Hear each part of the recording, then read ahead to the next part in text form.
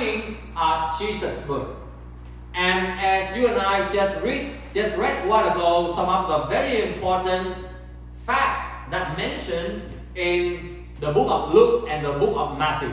We see it mentioned about Caesar Augustus issued a decree to take a census. That's the first thing.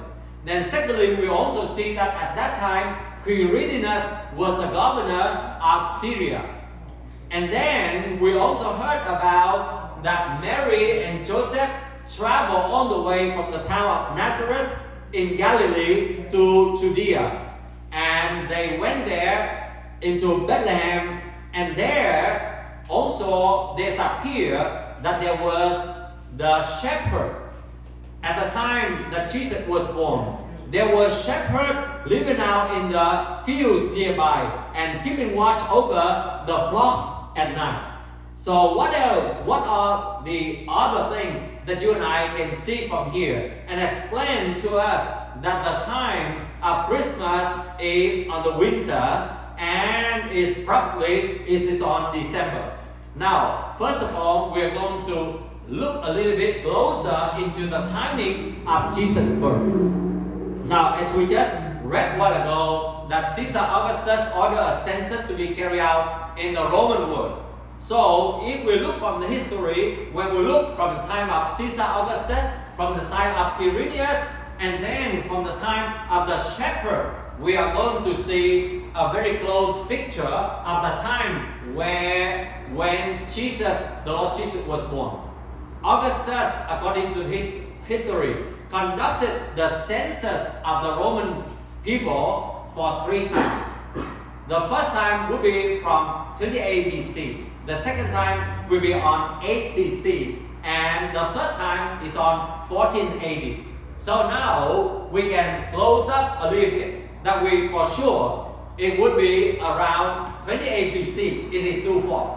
How about the 8 BC? So we are going to look into the 8 BC, talking about the census by the Augustus. And if this census is given by this time, so it means that the Lord Jesus was born around this time. Now, Roman Empire was a very large empire. And before the census can reach to every town and in every other nation that was under the rule of Roman Empire, it could take many years. And especially when it went to a small town like Galilee, it may take many years, and they gave them a lot of time in order to do the census. And you can see that why they do that almost every 14 years or 16 years they are doing, or 20 years they do it again, because they want to make sure of the number. But at the same time, they want to see that there would be certain places have not done it. So they just try to do it. So meaning to say, in order for one census to be accomplished, it could take 1 decade or even 10 years or even more. Then it was implemented regionally over several years, especially among the client kingdom like Judea. Now, another factor that we see that in the book of Matthew also mentioned about the death of Herod. So, if we read carefully, we will know that when Jesus was born, Herod was the king and he was still alive, right? And from the history, they said that Herod could die on the 4th BC or the 1st BC, depending on the interpretation. But for me, I believe that he died about the 1st BC, based on the record of Josephus, the historian, a very famous historian. And he talked about the appearance of the eclipse that happened before the death of Herod. And according to the history, that eclipse, it took place around 2nd BC or 1 BC. So meaning to say that Herod could die by 1 BC.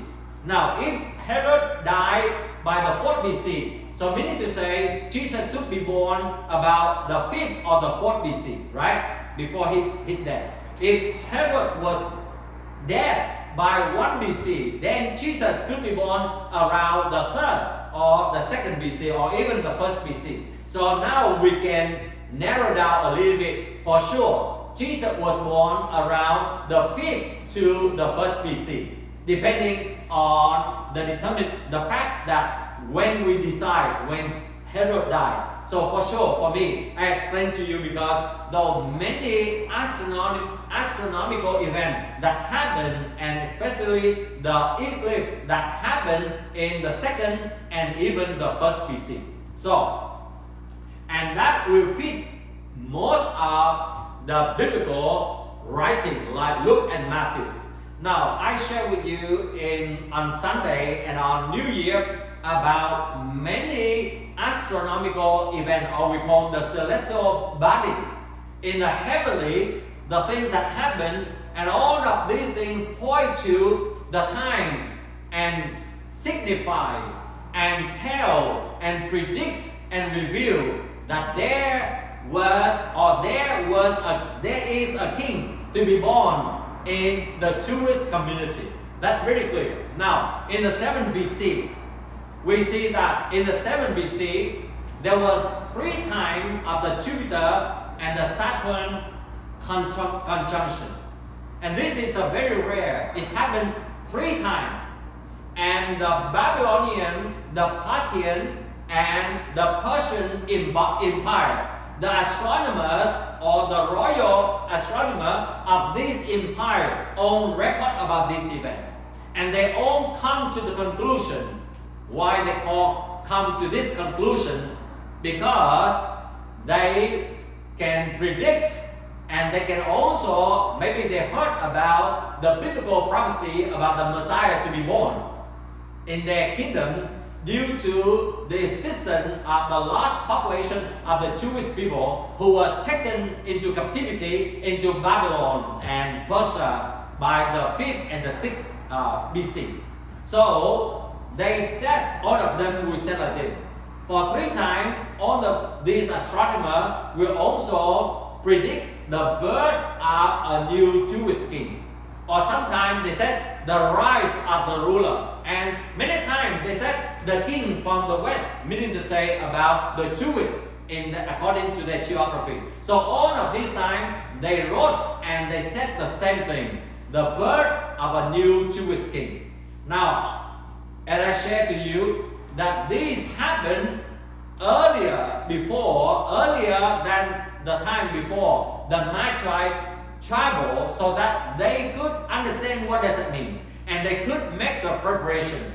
Now, on the 5th BC in China, there was a period of the guest star, and the Chinese ancient astronomer explained and said that this star destined someone to be great. That is their explanation. They are talking about the changing epoch, a new era. And then on the 5th and the 4th BC, there happened the new star, and this is recorded in the Babylonian and Persian Empire by their own royal astronomers. They record about the new star, and they predict the royal birth or the dynastic change or the changing of a new kingdom.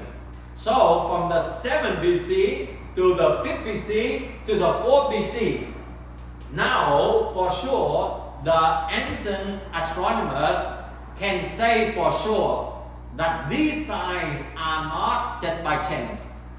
All of these conjunctions, all of the appearance of this unique star, they draw it. I don't put it there. But you can go on the Google or ChatGPT and you can look on the appearance of this star. This conjunction is a little bit weird. And that's why it can tell something special about the coming king. And now on the 3rd BC and also on the 2nd BC, there was a conjunction of the Jupiter and the Venus. Now, the reason why that you can see again the Jupiter, the Saturn, and the Venus. Saturn is closely associated with the Jewish kingdom in those days.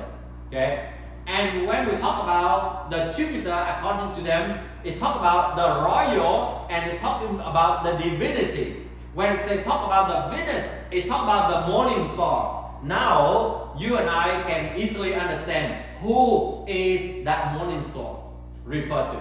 The morning star referred to here for sure, that is about the Messiah or the Lord Jesus Christ. It talks about the birth of a new king in the Jewish society or kingdom, and it's happened, and every time all of these conjunction or all of these phenomena happen, and all of the ancient astronomers always predict about who?